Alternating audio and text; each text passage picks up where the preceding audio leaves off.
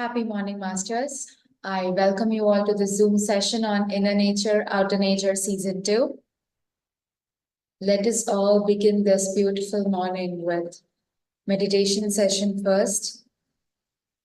Then we have a wisdom sharing session with an interesting topic and with the youngest spiritual soul. So I request everyone to settle down. Have some water, stay hydrated. Sit in a comfortable position. Allow yourself to relax. With your spine straight, eyes closed, fingers clasped, and legs crossed.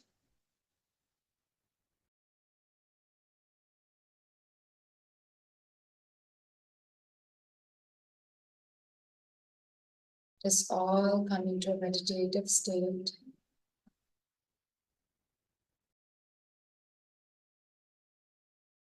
We start with 3 deep breaths.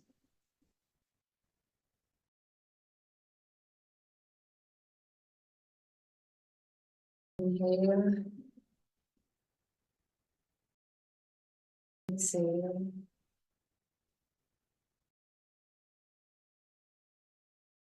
Inhale. Exhale. Inhale.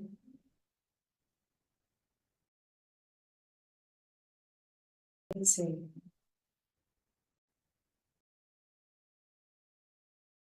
Let us come back to the natural soft breath that is flowing.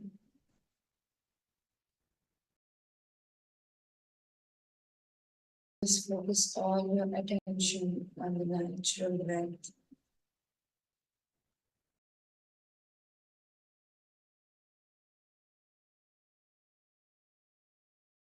Let yourself release from all negative thoughts, energies, situations, and belief system that is no longer serving you.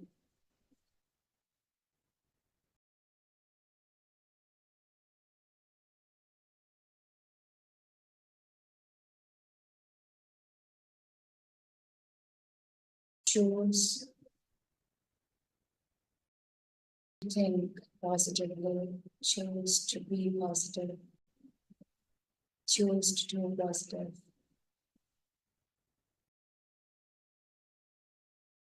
Empty your mind completely. Open your heart with unconditional love and oneness.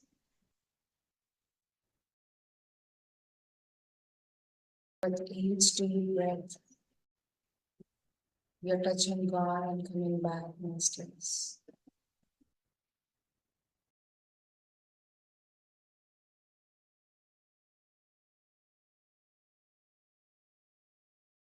Surrender your body completely to the universe.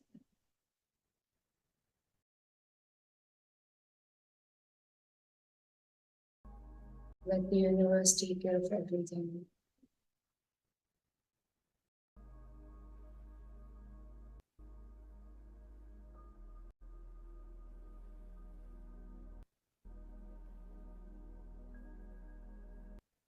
Just focus on your breath. Just breathing alone.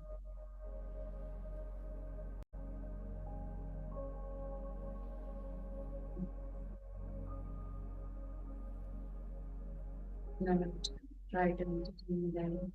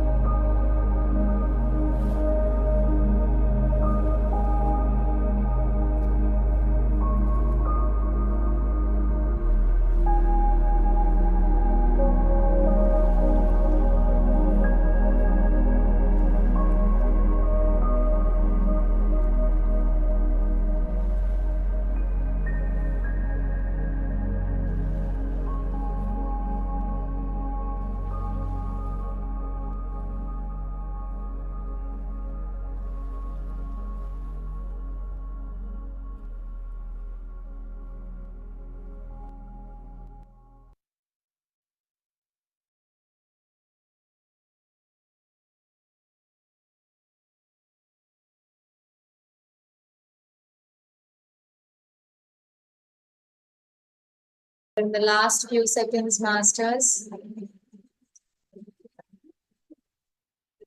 10, 9, 8, 7, 6, 5, 4, 3, 2, 1.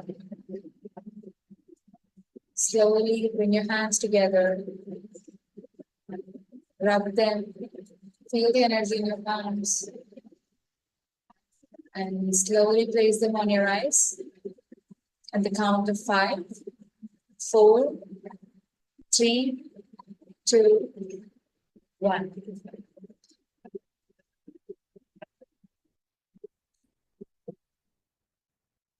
Happy morning, masters. How are you all doing? Oh, I think a lot of people have switched on their cameras. That's really nice. Rest of them you don't want to on here. Okay. So now I can see few people have already started the active listening challenge that I have given yesterday. So we will start implementing from this session as well. What are the key points that I have mentioned yesterday? It is like maintain eye contact and practice empathy, avoid judgment, eliminate distractions, and asking clarifying questions. So these are all the things that we can also do in the session as well, right? Whenever you're attending workshops or whenever we are attending an online session or whenever you're being with your friends or meeting your family, it's better you switch off your mobiles or computers or anything that is making a distraction for you. And it will give you a complete focus to have a great relationship with that person, isn't it? And also maintaining an eye contact.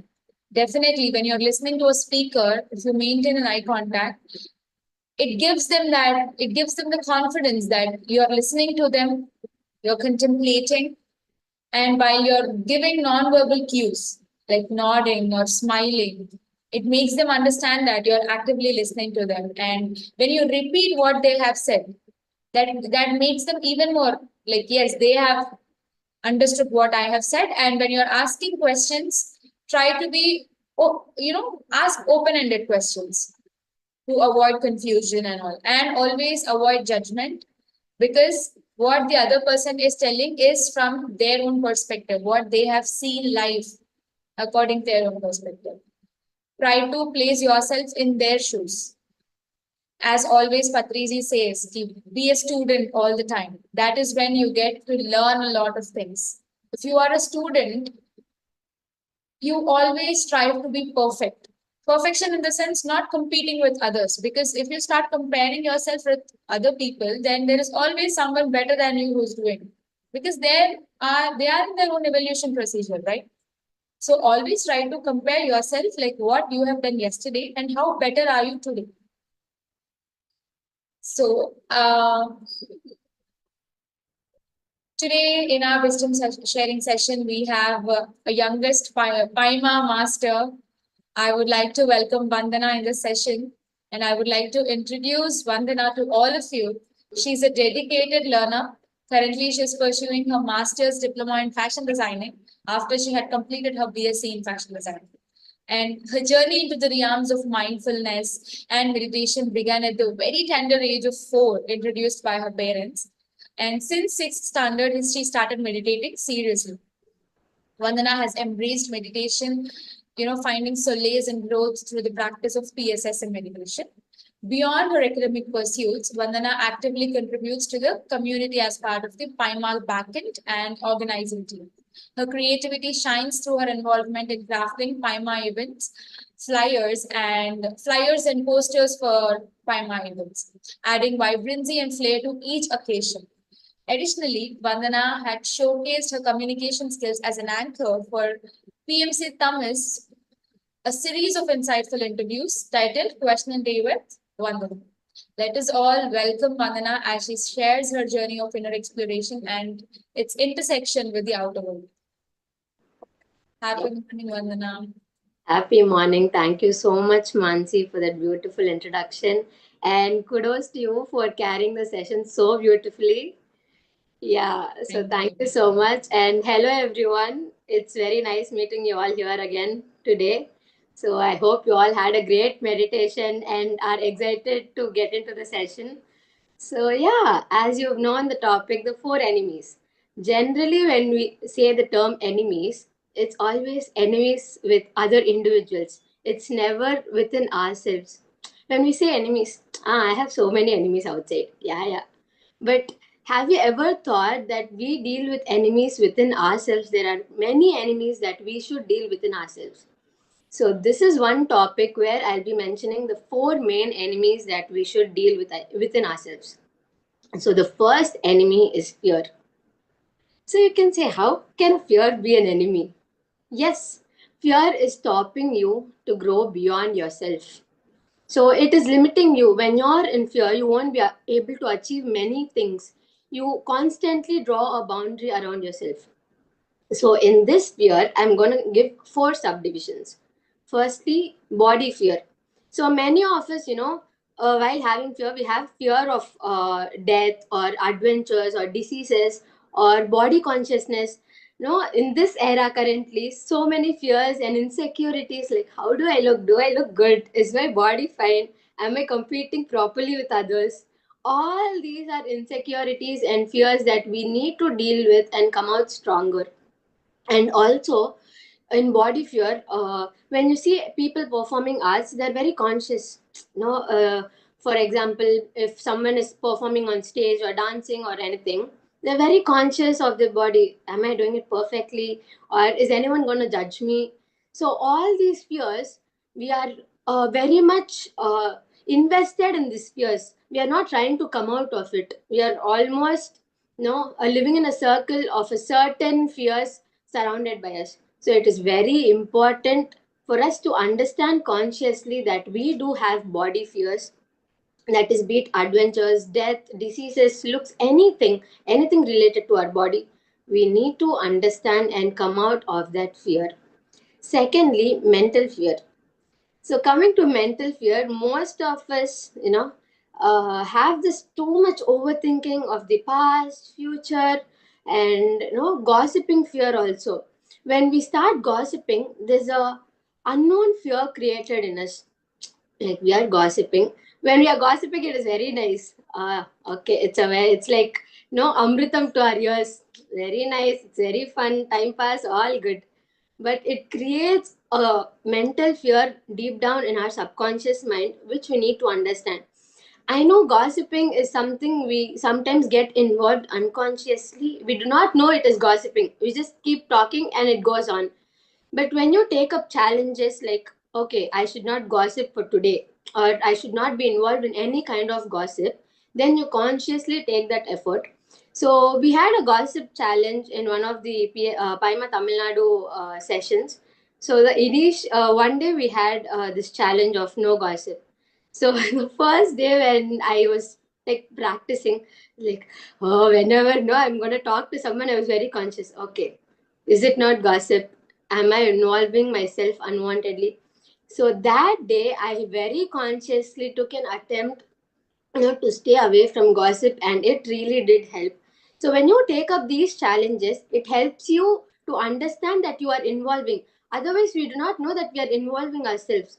When you take conscious challenges like these, it helps you to understand your mind and what you're talking, and then we consciously take that effort to, okay, we are involving in some kind of gossip, let us stay away from it, or let us shut our mouth for some time and talk what is really necessary for us. So in this mental fear, all this overthinking and thoughts of past and future also matter a lot. And main cases of depression come from these overthinking and too much analysis. Basically, Patri sir says, don't do too much analysis. Just live in that moment. And if it's past, okay, learn from it. If it's for future, plan well for it. That's it. Don't think too much ahead of your time or too much behind of your time, and collapse your mind. So it is very important to be in the present and understand what the present requires, not about the past nor the future. So this is called mental fear. When you are in overthinking mode or in the past or the future thinking mode, It creates a fear. See, say example, if I'm thinking about my future, I want to be like, okay, in 10 years, I want to achieve so much. I want to reach this stage. And how am I going to plan it? Is it going to get executed well? So too much thinking and too much planning creates fear. And at the end of the planning, we have a answer like, okay, am I gonna achieve it? So when we have that question, am I gonna achieve it or will I make it? It creates some kind of fear and low confidence as well. I've planned so much, but what if it does not align? So all these fears tend to have a effect in the present moment. So we should be very conscious of our fears and insecurities and understand how to deal with it. So the third one is intellectual fear. So what is intellectual fear? So intellectual fear is nothing but not having self-confidence, low self-esteem, no clarity in life. So when does this happen? When you do not do meditation. So generally youth in the present generation, they have so much doubts on their self. Will I be able to achieve? What if not? They're running in this rat race. I know society, pressure and all of this, but when you do not have confidence on yourself or on your goals and have very low self-esteem, will I be able to achieve? Am I capable of this? So in these cases, we have this intellectual fear arising in us and also no clarity in life. Some people are very confused. A, B, C, D. Which one do I go? Just sit down, plan for yourself, and choose the correct path. Take guidance, and focus on what you want. Just not about what others tell or what do you think is competitive in this field. No, what do you want is more important in this thing. So when you take up what you want and give an analysis for that, you will come out of this intellectual fear. So next one is soul fear. So coming to soul fear, we all have, if you see elder people, they have the soul fear of, did I get mukti? If I die, will I go to heaven? So this is only soul fear, nothing else is soul fear. So why do you get this fear? When you are not spiritually stable, when you haven't done anything for your soul, when you have not grown spiritually. So when circumstances like this have arisen, you won't have the soul fear then and there, but in the future it takes a toll on you and your mental health. So we recently went for the Kashi Yatra, me and my family, and everyone were elder people. Only our family, we were like younger ones. So when the elder people came, they were like, we came to Kashi for to gain mukti. If we see this place, we'll get mukti and we'll go to heaven. I'm like, you have to do meditation. You have to have soul growth. Only then you'll get mukti. Just by going out and seeing everyone, seeing all the gods doesn't give you mukti. You should do something for your soul. Only the spiritual growth and the spiritual contentment when you are going to die is what gonna gain mukti for you. It's not like going somewhere seeking mukti in the outside world does not give you any kind of mukti. So it is very important that you grow spiritually and be very stable and understand and balance the middle path, as Buddha says. You have to enjoy everything and maintain that balance between your personal life and the spiritual life. Only then you will go in the correct direction and arrive at mukti. And also on the soul fear arises when you do not teach meditation to others or spirituality to others. When you gain the knowledge and have it within yourself, some kind of fear arises deep down in yourself that you might not know or understand. So many people in PSSM at the very starting stage, they be like, okay, I've done meditation, everything is nice. After some days or some months, they start having a unknown fear in them. And when you ask why, or when we do any analysis of why they are having that fear, most of them they do meditation for themselves but not teach for others. So when the knowledge you've gained, you're not giving it to others, you'll have that soul fear. So it is very important for you to learn and also to teach and also help the community and people know about spirituality and importance of it. So just like how spiritual growth is important for you, you should remember that spiritual growth is important for each and everyone surrounded by you. So these are the four fears: body fear, mental fear, intellectual fear, and soul fear. And also in body fear, I would like to include one thing. So body fear also includes learning new things or new adventures. So I would like to give another example of mine. So initially in 10th standard, when I learned scooty, I had this fear of going in the roads. I just learnt and kept the scooty in my house. I was doing very good puja. I was not even touching it. So when my mom asked, take the scooty, go, you've learned, you have to start riding. Obviously, the roads will be full of people and traffic. That's how you should learn.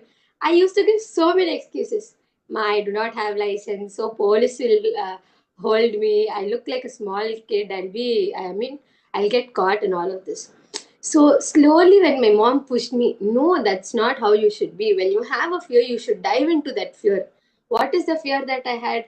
I might get into an accident, or someone might hit me, or I might hit someone. And what if I get injuries or anything? So, this is body fear. So, when you get into that fear and achieve it, then you look back and see, okay, that's not even a fear, and how easily I had got through it. So, and that was one experience. And recently I learned car. So, car driving, same story. I learned car driving for 6 months. I did not touch. I just kept the car like that. And I did not go anywhere. When I'm going out, also, now I'd be like, Daddy, you take. No, I'm tired today. I have like pain. I'm feeling sleepy, sleepy mode. I can't drive. All these nonsense excuses I used to give because of the fear that I had in myself subconsciously. So when I took over, okay, no, if it's written for me to happen something, I cannot change it. But it is in my control for me to get into that, dive into that fear and overcome it. And now I must say I have got over both the fears, driving a scooty and car. So it's been great. And I realize those are not the fears, something that are very hard or difficult for you to overcome. When you get into that fear and dive into it, you'll understand, okay, this is very small. When I was thinking in my mind, it was very big. But when I get into it, it is very, very small. So, this is what we need to understand. And always be adventurous, always be experimental of your life. Just do not create a small boundary and a set. So, these are the four fears. Next enemy is laziness, our favorite thing. So most of the time, all of us are lazy or giving some excuses, postponing things, and all of that.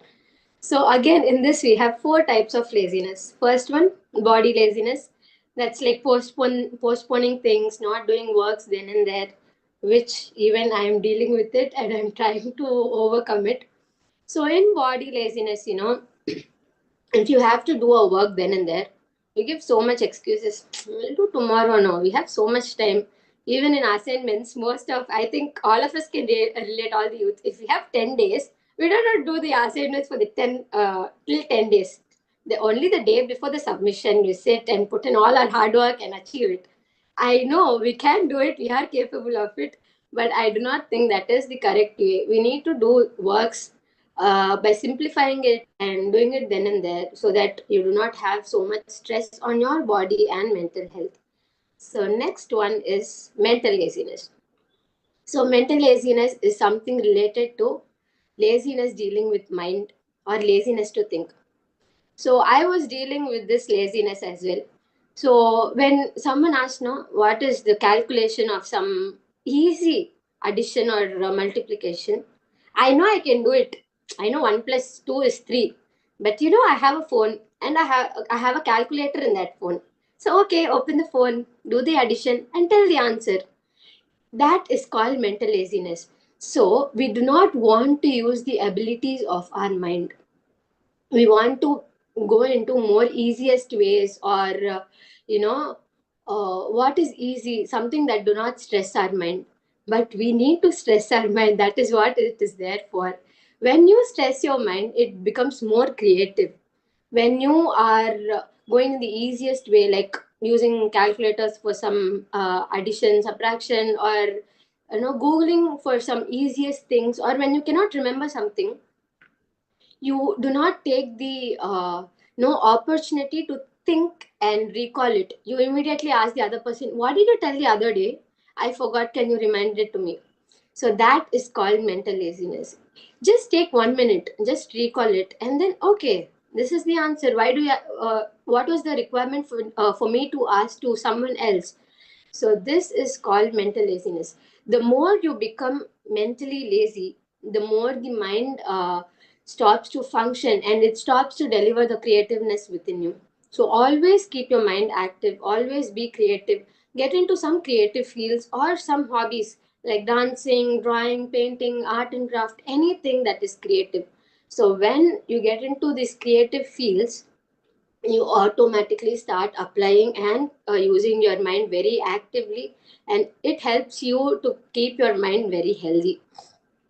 So this is another kind of laziness, that is mental laziness. So coming to intellectual laziness. So intellectual laziness is nothing but not reading books or always depending on someone else's decision for you to take the decision. For example, in this intellectual laziness, intellectual is nothing but we call it as buddhi. So in buddhi, we have two types of buddhi called Anma buddhi and Sangha buddhi. Anma buddhi is nothing but our self intellect, our own self intellect, and Sangha buddhi is societal intellect. So most of the time, when people with intellectual laziness, they deal with Sangha buddhi, that is societal intellect. You have your own buddhi, but we do not use it because it is of laziness. So there is something called Anma Buddhi, which is self own Buddhi, own intellect. So in this, when we start using our own intellect, we take the correct decisions. It might take some time, but that's okay. You have brain, we have the intellect to decide which is right, which is wrong, which is good, which is bad, which is correct, and which is wrong. So we can always take decisions based on our own intellect. It is not required for us to depend on anyone else. If I have to take a decision, it is on me to think, is this decision good or bad? Many times people depend on Sangha Buddhi, that is societal intellect. They ask people, many people, no, I'm planning to take this path. Is it good or bad? Okay, you get the answer from one. And again, you go to the second person. I'm going to take this decision. Is it good or bad? You keep confirming it with many people, and what at the end arrives like more votes. Path A get more votes, or path B get more votes. You decide based on that, but that's not how it should work. It should work basis on your own intellect, on your own research. So when you get rid of this intellectual fear, I mean, sorry, laziness, or this laziness of your own self, you automatically go in the right direction.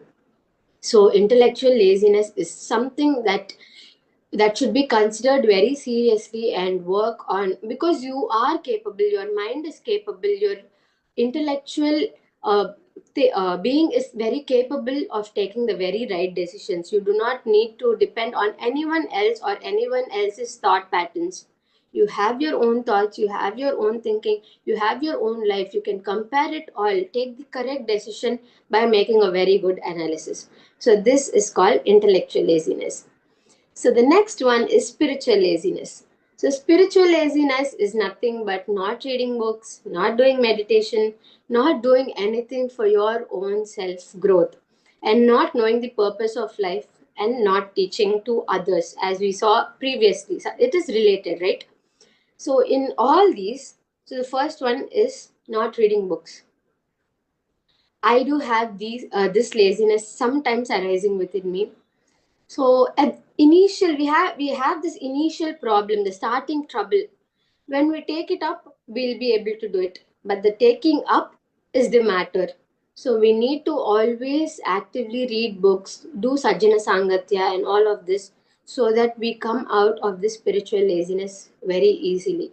So take up a book, just read for one page. It is not required for you to complete an entire book within that week.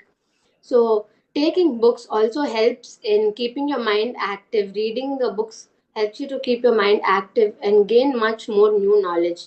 So we need to understand that spiritual laziness is nothing but not reading any spiritual books, not doing sajjana sangatya, not doing meditation. If it's time for meditation, you need to sit for meditation. It's not like, okay, I have 24 hours, I'll do it at the end of the day. No, whenever you get time, whenever you think, okay, my body and mind need some meditation, you need to sit then and there. And then not doing anything for your own spiritual growth, which involves not reading books and not doing meditation and not knowing the purpose of your life. Spirituality helps everyone to know the purpose of your life. So when you are not spiritually invested because of laziness or anything, and not knowing the knowing the purpose of your life, it is very important that we need to come out of that uh, circle of the spiritual laziness and know the purpose of life and lead a very beautiful and right life. And another laziness in spiritual laziness is not teaching to others. It's very easy for us to learn, but while teaching to others, we might think, uh, will he learn or not? Will he judge me? Or why should I teach to others? I've learned. My life is beautiful. What is the need or requirement for me to teach it to others? No, it is your duty when you have grown and evolved in a beautiful path. It is required for you to take that beautiful path to others and help them grow spiritually and make their life more simplified, I would like to say. So it is very important for all of us to deal with spiritual laziness as well. When you are stuck at spiritual laziness, all the fears and all the other kind of laziness we saw cannot be dealt with. So when you are spiritually active, your life becomes very, very active. So these are the four laziness. So I would like to repeat: body laziness, mental laziness, intellectual laziness, and spiritual laziness. So we are done with two enemies and the third enemy. So third enemy is nothing but limited knowledge. So limited knowledge is nothing but not exploring new things. You have some knowledge, you have some wisdom, and you think, okay, that is it. This is all I know, and this is the correct thing. There's nothing much more. No, you only know 1% of everything. And we almost every day think, I know 99% of the things, and only the 1% I do not know is what we keep thinking. But the thing is, we only know 1%, and there's 99% for us to keep learning every day till our death. And for example, even if you know 99% of the things, even if you have 99% of the knowledge and wisdom, always remember you have not arrived at 100%. You still have that 1%. In case and if at all, if we have that thought, I know 99% of the things, I'm very intelligent and all of that, remember you are never 100. You are always a 99. So always strive to achieve even that 1%. It is not easy for us to achieve 100% because life is a infinite thing of learning. It is an infinite process of learning. So we should be always open to learning from everything and anything. It is not like you should only learn from certain people, learn from certain things. There are many people I see telling, no, what can we learn from younger people? They itself are dealing very hard with their life. What is there to learn from them? No, you never know what you have to learn from younger people and also from elder people. We might always estimate, no, you are older generation. What would you know about the current generation? We have to understand that they have so much more experiences than we do have. So it is always right for an individual to learn from younger ones and elder ones, from rich, from poor, from knowledgeable persons and from not so knowledgeable people, from experienced people, from not so experienced people. Because sir always says help and knowledge and wisdom, you can never estimate from which side you would get. It is surrounded by all the sides. When you are open to learning, the universe helps to get to you. When you are closed mind or when you do not want to learn anything, the universe does not come to you. So it is important for us to understand, be open, and be always ready to explore things and learn new things. So for this limited knowledge, I would like to suggest a book called Jonathan Livingston Seagull by Richard Bach. So this was the very, very first book that I read in my spiritual journey. I read this book in COVID. So this book had a lot of impact on me. This book is about there was a seagull, and the seagull community is always limited to a certain things, and they do create their boundaries for themselves. Like seagulls cannot fly, we cannot fly like other birds, and seagulls are limited to only enjoying and sleeping and eating food. So there was this one seagull called Jonathan Livingston Seagull. It saw many other birds flying high, and it thought, if other birds can fly, why not us? Why not the seagull community? We do have the same wings. So it started exploring different methods of flight and wing techniques, and it arrived at the top stage of flying just like other birds. So this book had a lot of impact on me to explore new things. Do not create boundaries and be stuck in that boundaries. And it gave me the courage. Okay, we have so much more to learn. Why are we limiting ourselves by thinking it is not necessary for me? Each and every learning and each and every step is very important for us to learn. Life is a never ending process of learning and gaining new wisdom and knowledge. So for this, I would like to give a small story, and I think stories are very much exciting, right? So for limited knowledge, the story goes like there's a frog, let's say frog 1 and frog 2. So, frog 1 lives in a small well, and it thinks, I have so much comfort. It's a big well. I mean, it lives in a quite comfortable well. So, it thinks, such a nice well. There's so much water in this. I can swim, I can play as I would like to, and all of that. And it thinks it is like living like the Maharaja of his own palace. And this frog too that lives in the ocean. And by mistake, this frog too, by navigating some way or something, it comes and falls in the well of the frog one. And the frog one sees and asks, where are you coming from? How did you land in my well? It says, sorry. The frog too says, sorry, I was navigating my way and by mistake I fell in your well. Please excuse me. And the frog one asked, where do you live? Do you have a separate place to live? It says, yeah, I do live in a very big place and all of that. And frog one asks, a very big place, bigger than the well I do live in? It says, yeah, you cannot even compare. It's very big. So the frog one asks, how big is it? Is it twice big as the well I live in? It says, no. Then thrice? It says, no. Then it asks, 4 times bigger? No, you cannot even compare. Ocean is infinite, right? You cannot tell in like measures. So the frog one gets it gets shocked. I thought I was living like Maharaja. I thought I had all the comforts. And what this frog too is telling, it's living in much more bigger place than what I lived. So it's like, okay, can you show me your place where do you live in? I'm very excited to know.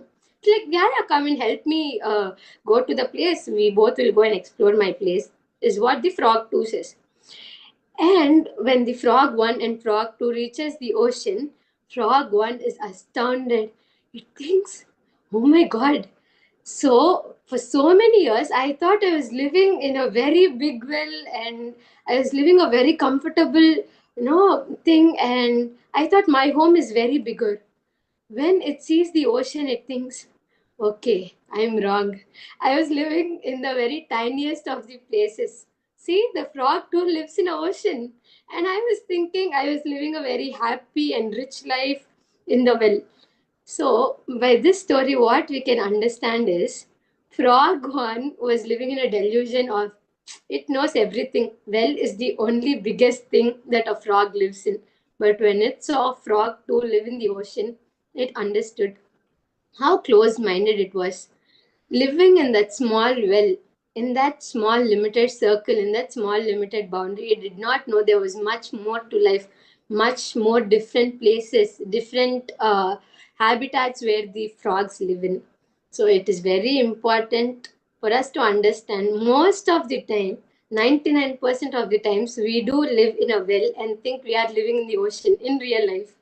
But no, you are living in a well, and you need to understand you should come out from your small little well and explore the big ocean surrounded by you, and that is there in the nature. So it is very important for you to be open to any new knowledge, any new wisdom, and understand that we have so much more to learn. So this is the third enemy of limited knowledge. Don't be limited. Expand your thought process, expand your thinking, and always be ready to learn from different things, different people, even from nature. You can tell, how can I learn from nature? You need to learn from nature by being happy, by being content with what it is. It is never asking, okay, I have a tree. Can you plant another tree next to me so that I'll have friendship with them and I can enjoy life? No, it is content with what it is. And it is always happy unless and until we destroy it. So keep learning from each and everything and never be in that small well, but come into the ocean and learn much more. So the fourth and the last most important enemy that all the spiritual masters face is spiritual powers. So this topic, the spiritual powers, all of us meditate, gain many spiritual powers like doing astral travel or knowing our past lives or being able to foresee our future and tell, no, I saw all these in my dreams and no, showing it off to others. I have so many spiritual powers and all of that.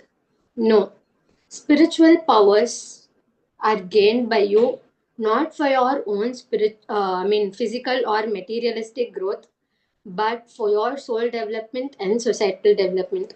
If you have any spiritual power, always remember that spiritual power is given by the universe to you, not for your materialistic gains or spiritual gains. Many people who gain spiritual powers, they be like, okay, I've gained the spiritual power. If I think something, I'll get something. So that something should not be like, okay, I'll keep a sankalpa, sit in meditation. I want a car by, this month end. I want a big bungalow by this month end. No, that is not spirituality is meant for.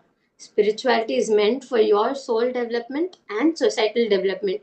In which other ways you can help, you can use these spiritual powers for the betterment of this society. So when you get that spiritual powers, always think, how can I help people or how can I bring many people into meditation? Or keep a sankalpa of the nature should be great or many pyramids should be built across the world or people should become vegetarians. All these sankalpas should be used for if you have spiritual powers, but not like I want, this gold necklace. Someone next to my house has gold necklace. I'll also do meditation. Use the spiritual powers to buy a gold necklace, to buy a car, to buy a bungalow. No, we should always know how to use our spiritual powers. It is very important that what we get from the universe should be used for universe, but not for your own self. And also, many people, when they get spiritual powers, they get stuck in there. They do not move beyond. If someone does past life regression therapy and they see their past life, or someone do astral travel, they get stuck there. You should never get stuck in spiritual powers. There's much more to spirituality. All these spiritual powers or spiritual experiences are a part and experiential journey in our spiritual journey. So we need to understand, if you gain a spiritual power or spiritual experience, you, okay, it is nice, you gained a very good wisdom, knowledge and a great experience, but do not get stuck in there. You should move from that experience to another new experience, and from that another new experience to a better experience. So never use spiritual powers for a wrong purpose or for materialistic purpose, but for the betterment of the society and for the betterment of your own soul. So for this also, I do have a short story. I guess you're liking the stories, isn't it? Are you not liking the stories which I mentioned? You like it, right? I hope you like it. So a small story for this one as well. So there was a Muni called Basmasura. So this Basmasura Muni, he did lots of meditation, lots of tapasya alone in the mountains and gained all the spiritual powers. And once he gained all these spiritual powers, he got the ego. No one can stop me. I gained all these spiritual powers. I can curse anyone. I can give shapas to anyone. No one can stop me. I have so much no strength in me. I have so much willpower in me. If anyone comes across or against my way, I can curse them and they'll die. So he was, roaming around with this head weight and with this ego of spiritual powers. I would like to mention most of the people who gain spiritual powers or spiritual experiences in the general spiritual path, they do have an ego coming up. And I would say, if at all you're dealing with that ego, please destroy it, or else it is going to destroy it or destroy you in the future. So never roam around with spiritual ego or head weight that no, I have all these spiritual powers you do not have. I can see all my past lives you cannot see, or I can see the future and foretell the future you cannot do. No, it is just for an experience. Do not roam around with head weight or ego. So coming back to the story, so this Basmasura Muni, he was roaming around with head weight, and after so many years of tapasya and meditation, gaining spiritual powers, he finally comes into his village to explore how the village was, because since many years he's been doing meditation, right? So he wants to come and explore people, how the village is and all of that. So many people by then had known, okay, if we go against this man, he's gonna curse us. If he curses us, we'll be turned into ashes.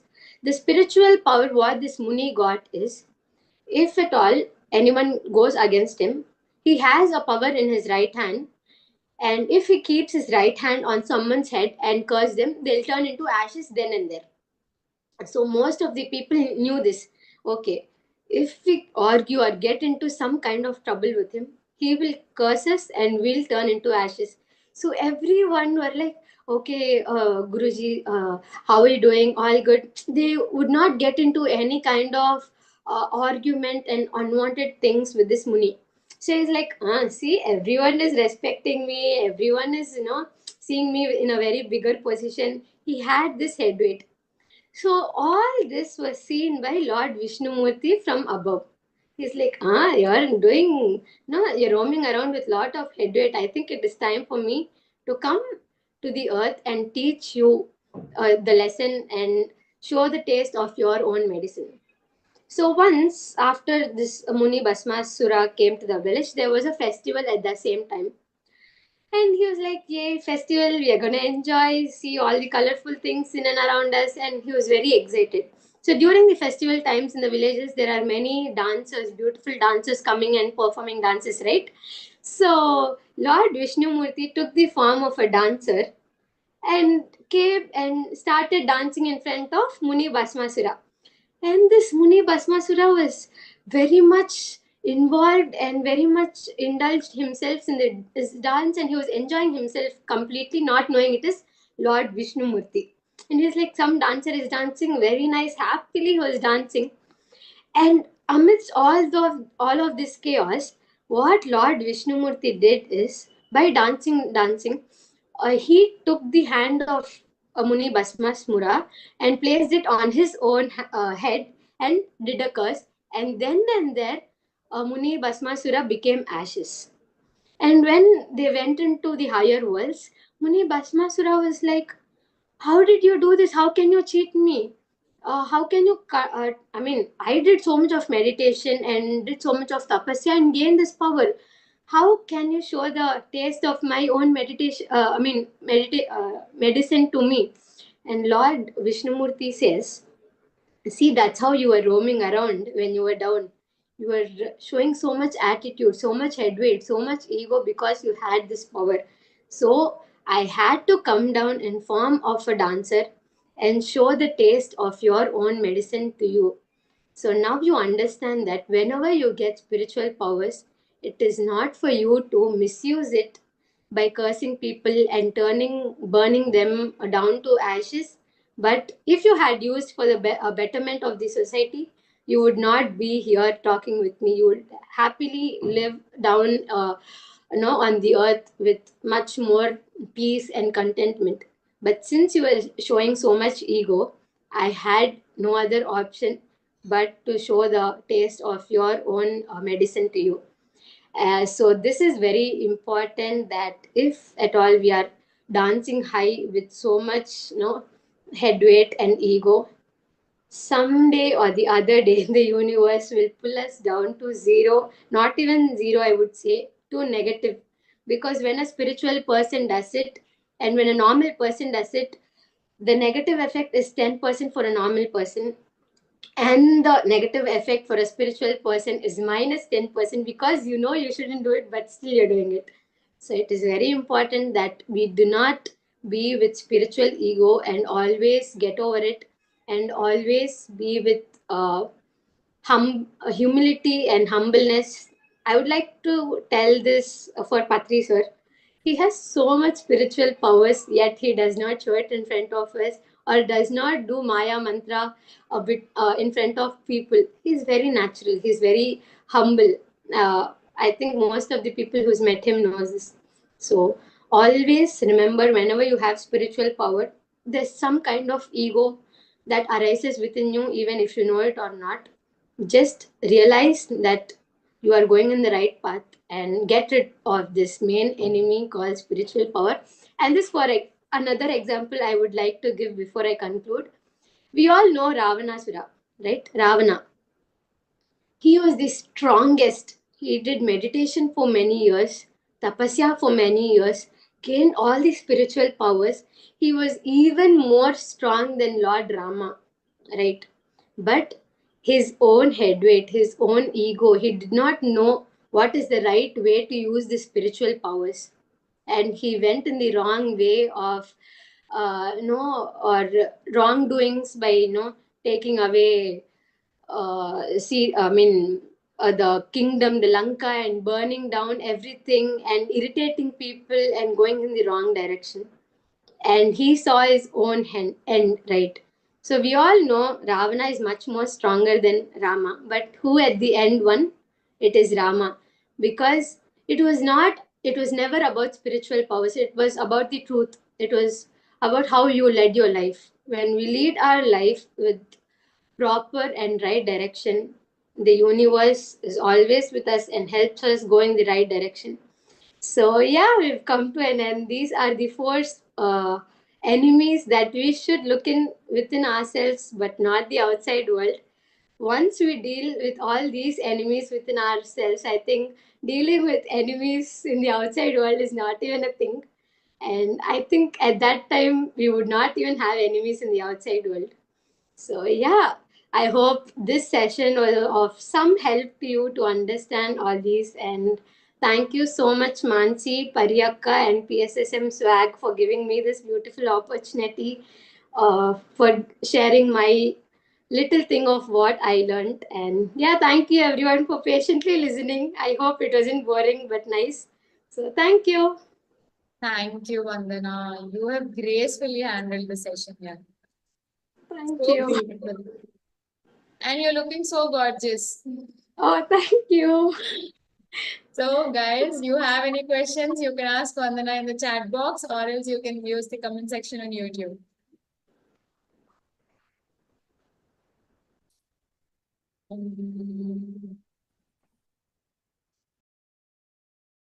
Okay.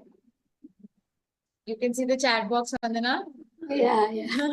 Lot of compliments to you today in the morning. Thank you. Thank you. So Nallamalli Somnath Ishwar is my cousin. So he's Okay. I'm glad you have joined, Ishwar. Thank you so much. And it's nice meeting you here today. Anyone wants to share something regarding the 4 fears? Did you anybody faced it or anybody overcome it? You can share your experience as well. Yeah, like mine, no? You saw like the scooty and the car ones. So if you have anything, you can share it. I'm still not able to learn car. I have it. Okay. So you need to dive in now.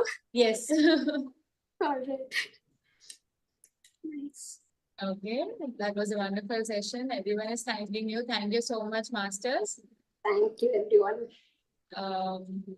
Yeah, Harish wants to speak.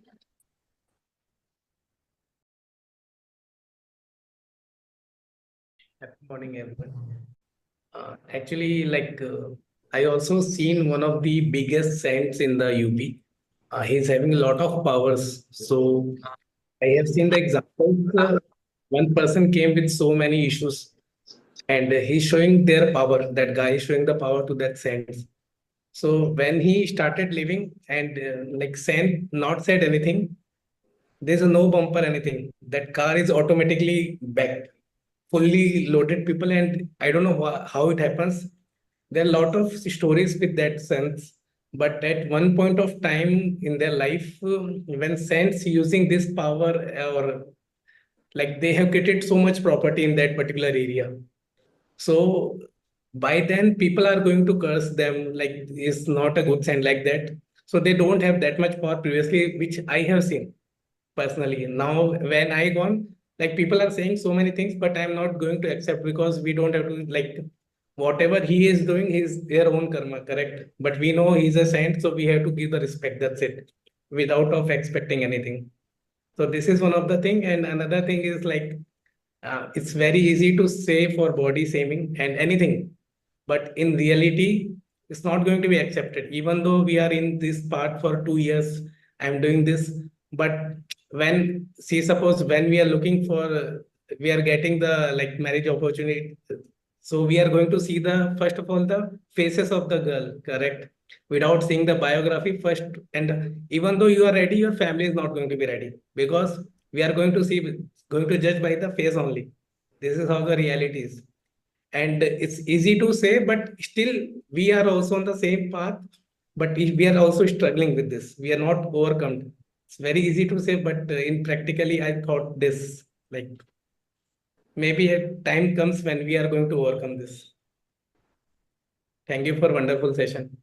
Thank you. Thank you so much for the sharing, Rizal. Any more questions, guys? Okay, so can I move forward to the next segment of our session? Okay. So we are on day 19, and the challenge for today, PSSM SWAG challenge for today is, first let us understand what is deforestation. We have been learning about deforestation since school, right? In schooling also we are taught that deforestation, don't cut trees, but we don't know what are the actual things that are contributing to deforestation. So let us know what are the several factors that are contributing to it first. First is agriculture, logging, infrastructure development, urbanization, mining, wildfire, and population growth. But in today's session, I would like to specifically talk about animal agriculture. Particularly, livestock farming is a significant contributor to deforestation, especially in regions like the Amazon rainforest. So here's how animal agriculture impacts deforestation. So what they first do before starting animal agriculture is that land conversion. Large areas of forest are cleared to make way for pasture land for cattle grazing. This conversion of forested land into pasture land leads to deforestation and habitat loss for countless plant and animals and different kind of species. Next is feed production. Animal agriculture also drives deforestation through the cultivation of feed crops such as soybeans and maize. In regions like South America, vast expanses of forest are cleared to grow crops to feed livestock, particularly for the production of meat and dairy products. Next is they use a lot of water. Livestock farming requires significant amount of water for drinking, for cleaning, and for irrigation of feed crops. In areas where water resources are really limited, such as dry regions or areas experiencing drought, the extensive water use associated with animal agriculture can exacerbate water scarcity and contribute to ecosystem degradation. Greenhouse gas emission. We all have heard about greenhouse gases, right?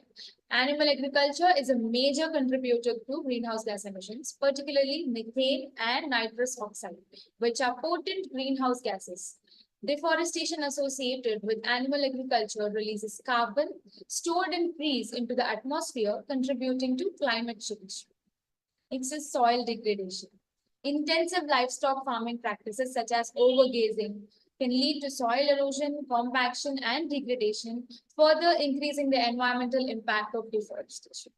Overall, animal agriculture plays a significant role in driving deforestation globally and contributes to various environmental and ecological challenges, including habitat loss, biodiversity decline, climate change, air pollution, land pollution, water pollution, and soil degradation. So, as I have mentioned, the main points of animal agriculture, what did you understand? What is the moral of the story? Anyone say what is the challenge?